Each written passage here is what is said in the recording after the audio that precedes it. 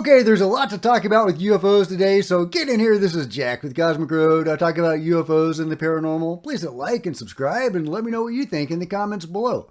Okay, to start with, there seems to be some more speculation that there is indeed a new beef between Jay Stratton and Lou Elizondo, former friends and co-leads of ATIP.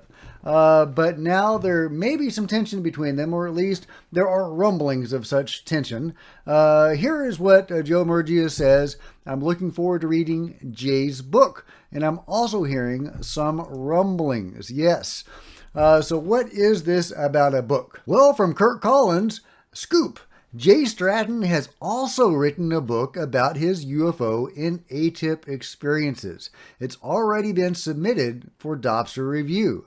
I'm told Stratton and Lou Elizondo recently had a falling out of sorts over competing, if not contradictory, narratives. Elizondo just released a UFO memoir where he has strikingly walked back his 2017 claim to fame that he ran a Pentagon UFO program for nearly a decade. In his book, Elizondo now says he only helped a small, unofficial, and unfunded UFO unit in his spare time at the Pentagon. Stratton was apparently in charge of this unit, which they called ATIP, not Elizondo. I have a ton more regarding all this, and I hope to report on it soon. So yeah, there you go. Jay Stratton writing his own book with possibly a competing narrative to the one that Lou is putting forward. I don't know what this means exactly. Is it all to do with who ran ATIP and getting credit for that sort of thing? Or is there more to it? Does Jay Stratton have a different understanding of the phenomenon? You know, in reading Lou's book, Eminent, what really strikes me is how negative Lou is on the phenomenon. He gives so many examples of hostile actions from the phenomenon or negative repercussions from the phenomenon. There's very much this, I don't want to say a threat narrative being advanced, but there's kind of a threat narrative being advanced. Which ties in directly to what Tom DeLonge has said, and also the Gary, the DARPA whistleblower, what his information was. The phenomenon was alarming. It also ties in with Jim Semivan's comments about the secret CIA meeting, where they were talking about how the phenomenon was scary and they needed to take measures against it. So there is definitely this threat narrative coming from this sphere of people. And I think that's really unfortunate because it is exactly that sphere of people that is providing us disclosure. We wouldn't have this current age of disclosure without Lou Elizondo coming out in 2017, coming out of the ATIP closet, talking about ATIP, getting everybody to take UFOs seriously for the first time, or at least many people to take UFOs seriously for the first time, helped along by those 3 Navy videos, and also the support of Tom DeLonge and TTSA, Chris Mellon, and many others. So if that sphere of people is advancing a threat narrative, why are they doing that? Is it because there is something to worry about?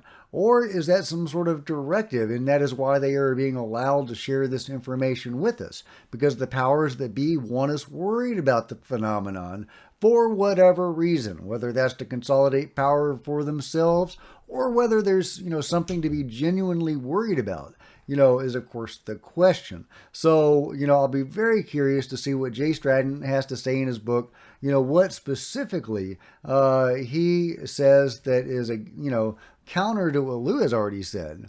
I'm aware that Jay may have had even more up-close encounters with the phenomenon than Lou has, and even scarier encounters than Lou has at least admitted to. We know Lou has had orbs in his house, but those seem to have been of a benign nature. But Jay Stratton was haunted by a freaking werewolf, guys. He and his family had the hitchhiker effect from the Skinwalker Ranch. They were seeing the Dogman, the Skinwalker, a werewolf, this upright, wolf-like, malevolent being with glowing red eyes, in their backyard. Not just Jay saw it, but members of his family saw it, and others in their orbit were aware of it as well. A very scary situation. So it's hard to imagine that Jay would have a more uplifting message about the phenomenon than Lou does, but maybe he does. Maybe he's had more negative experiences, but maybe he's got some positive ones that he hasn't talked about yet. Because Jay Stratton has not been very public about any of this. I've been very curious about Jay Stratton, aka Axelrod, for a long time, and he seems to have been a key player in so much of this. So I'll be very curious to see about what he says in that book. And I'm really hoping that he has something more positive to say than the narrative that's being put forward so far. Scary stuff, guys. Speaking of people in that sphere, here's a comment from Chris Mellon talking about the Palmdale situation, and this leads into a really interesting discussion. So let's get into it.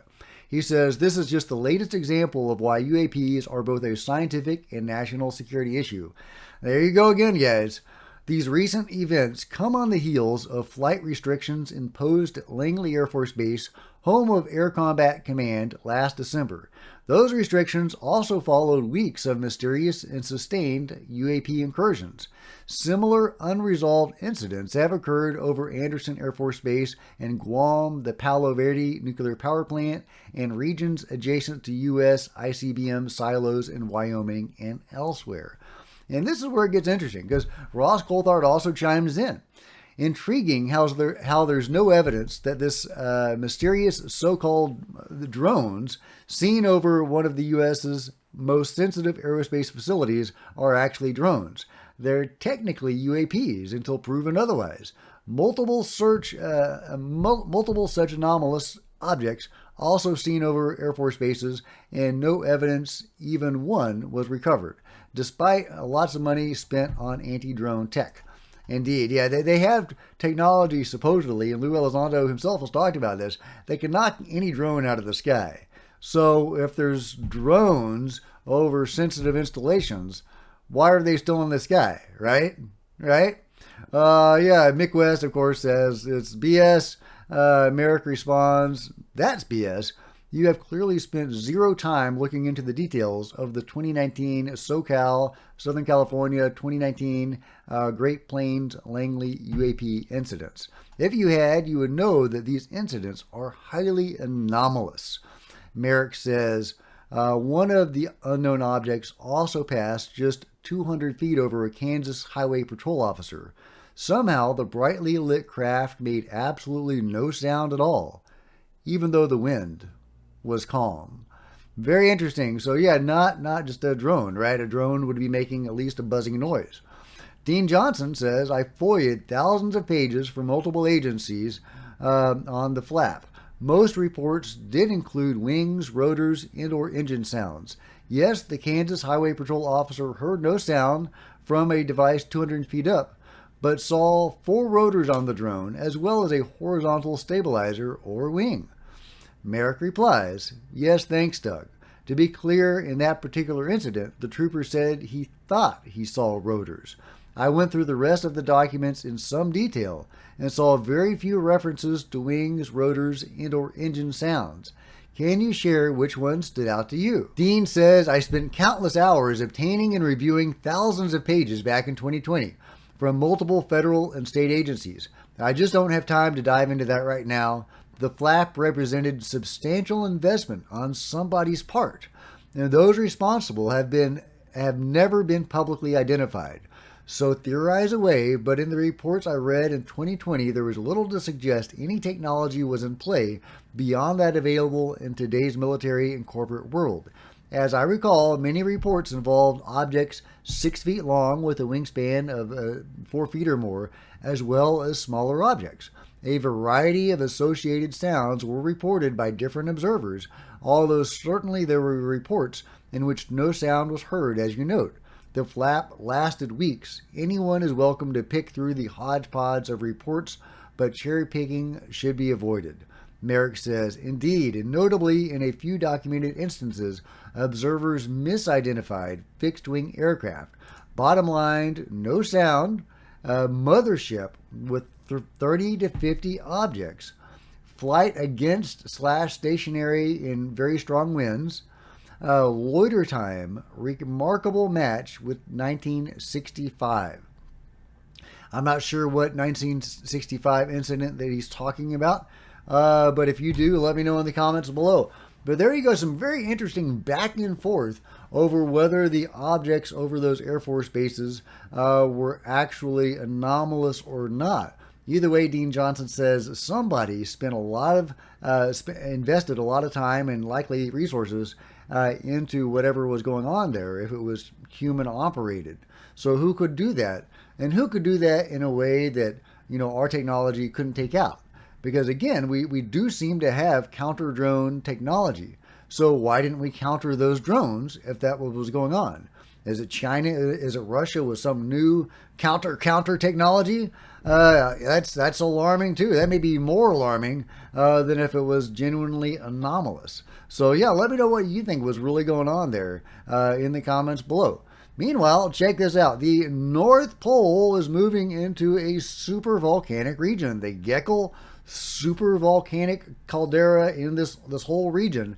The North Pole, which shifts over time, and of course I'm talking about that magnetic North Pole, it shifts over time, and it is shifting into a super volcanic region.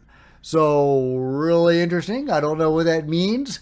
Is that a good omen? Is that a bad omen? I don't know. Either way, it will be segueing into that super volcanic region over the next few decades. So nothing happening tomorrow, but I think it's already hit the edge of it, and it's going to continue going into that super volcanic region. Meanwhile, Yuri Geller talks about a very interesting experience with Werner von Braun, where Yuri was shown some stuff. First, he was shown some UFO materials, and then this happened. We drive into the heart of the base. They're orange in color, but they all had a NASA logo on. He says, put one on. And he puts one on. I don't know what the hell is going on. And then we turn around the corner. We come to a huge metal door. He opens the door, and I see an enormous refrigerator. It's cold. I walk into this cold space, and listen, Ross, I'm definitely not an idiot, and I definitely was not hypnotized. With my own eyes, I see alien bodies. Some were mangled. They're all in glass tubes. I mean, I'm just mind blown, shocked. I was stunned. I froze, and it suddenly everything dawned on me in that refrigerator room that this is all real. Everything that I believed in, it's all real. Yuri goes on to say that von Braun didn't tell him where the beings came from, and that they were, most of them, in very bad condition, mangled, maybe extracted from, you know, damaged craft or strewn around the craft when the bodies were found. So Yuri doesn't have any information about the beings themselves, other than they look like the typical beings that we're seeing in popular culture. So I'm assuming greys or gray type beings. Some find it hard to believe Yuri. They think that he's, you know, not credible. But Yuri has been taken into skiffs, and the people in those skiffs saw him demonstrate his own abilities, and they said, yeah, he's legit. But whether he's legit or not, as far as his telekinetic abilities go, and I believe they are. I know firsthand that telekinesis is real. But whether he's legit in that or not, he was taken into skiffs. He does have the confidence of people. And so it wouldn't surprise me at all if von Braun actually did show him alien bodies, because that's the level that Yuri was operating in back in the day, dealing with those people. And who can't love Yuri? I mean, come on. He's got a wall of pictures of himself behind him. That's awesome. Last but not least, let's harvest some honey, guys. This is how you do it. Woof. I don't know, guys. I don't know. He's barefoot. He's got lots of skin exposed. Man, this guy is brave. I don't know. He must be hungry. He must be hungry, Gotta have that honey, guys. Let me know about what you think about this guy's brave honey harvesting techniques and everything else covered today in the comments below. And if you've enjoyed this video, please give me a big thumbs up. I sure would appreciate it. Smash the like button and the subscribe button and the bell to be notified of future videos. You don't want to miss a thing. Join me on social media, Facebook, Twitter, Discord, links below. Love to see you guys there. If you want to support Cosmic Road in a bigger way, consider grabbing a coffee mug or a t-shirt in the merch store below, or by becoming a channel member. Channel members are rock stars, and I really appreciate you guys' support. Thank you so much, guys. I really appreciate it. Meanwhile, there are plenty of other videos on the channel, and I'll see you guys next time. This is Jack with Cosmic Road, signing out.